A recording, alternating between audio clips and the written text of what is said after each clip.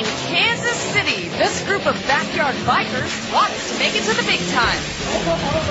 And this woman wants to go with them. My name's Natalie Shepard, and I'm a member of the Midwest Stunners Extreme Sports Team. I am the only female in the group, so far. Maybe we'll get some others. As the only girl so far, Natalie's got to prove herself on the bike. We decided to make our backyard into a playground of our own for little bikes. And we have bikes going all the time, doing jumps, backflips, jumping into foam pits, you name it. And what better place for a first try than the foam pit? I've never jumped a big jump before. And when I went up the ramp, I went straight into the wall. I thought I broke all my ribs, but I didn't, luckily.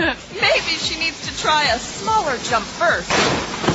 Somebody thought it would be funny to move the ramp. I moved the ramp on you about 3 feet. Natalie's not deterred by a little failure, and her smash-ups aren't limited to her backyard. I was going way too fast on a little mini bike that whipped me forward, and it just head bang, bounced right off the concrete. Took this tooth with it. Knocked out my tooth. That one didn't hurt though. Surprisingly. When she's not doing stunts on her own bike, she's doing them on her boyfriend's bike. But even that's not without its risks. We were actually going to try to do a helmet scrape, is what it's called. I just kind of smacked my head off the ground.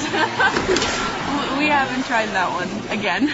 But these minor setbacks aren't going to keep Natalie down. I like doing it because of the adrenaline. I like something that makes your heart pound. I've never had to go to the hospital, luckily. So far. This biker babe is determined to make her dream into a reality. I've always wanted to be a stunt girl in Hollywood.